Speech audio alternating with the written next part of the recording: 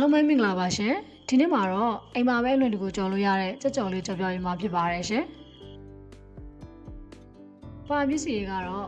ကြက်တောင်မန်းစိတ်သားငရုတ်တင်မော့ချင်းကြက်သွန်ဖြူကြက်အို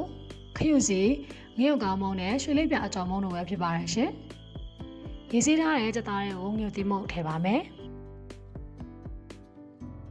ခရုစီထည့်ပါမယ်ရှင်ငရုတ်ကောင်းမုံထည့်ပါမယ်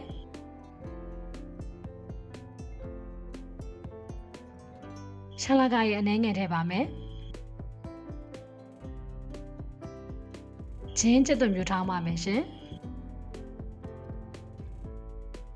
ပြီးရင်တော့ချင်းကြက်သွန်မျိုးအရေကိုညှစ်ပြီးတော့ထည့်ပါမယ်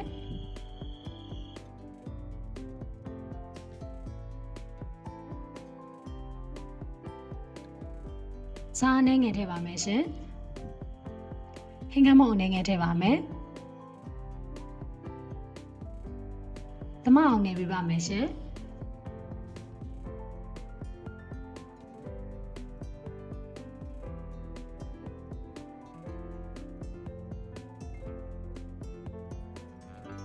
သမအောင်နေပြီးသွားပြီဆိုရင်တော့တနားရီခန့်နှက်ထားပေးပါမယ်ရှင်ကြက်ဥဖောက်ထည့်ပါမယ်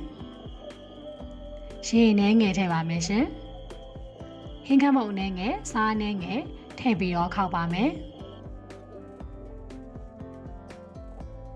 အကြော်မုံနဲ့ကိုစားဟင်းခမုံငရုတ်ကောင်းမုံထည့်ပြီးတော့သမအောင်နေပေးပါမယ်ရှင်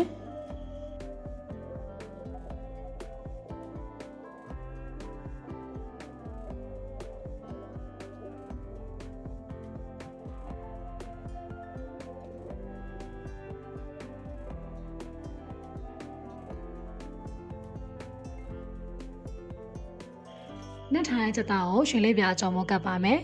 ပြီးရင်တော့ကြက်ဥရေထဲကိုခဏလောက်စိမ်ပါမယ်ရှင်ပြီးရင်နောက်တစ်ချိန်ထပ်ပြီးတော့အကြော်မုံထပ်ပြီးတော့ကပ်ပါမယ်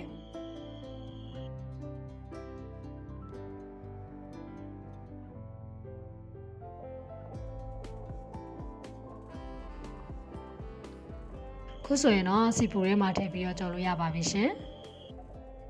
ကြက်သားကြော်တာကိုမြေအေးလေးနဲ့ကြော်ပေးပါနော်ဒါမှသာကြက်သားလေးကကြွရွရွလေးဖြစ်နေမှာဖြစ်ပါတယ်ရှင်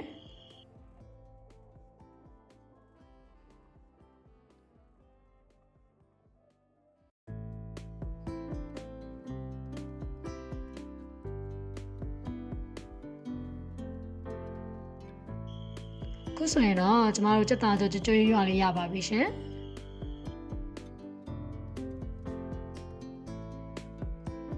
အဆုံးထိကြည့်ရှုပေးတဲ့အတွက်အားလုံးကိုကျေးဇူးအများကြီးတင်ပါတယ်ရှင်။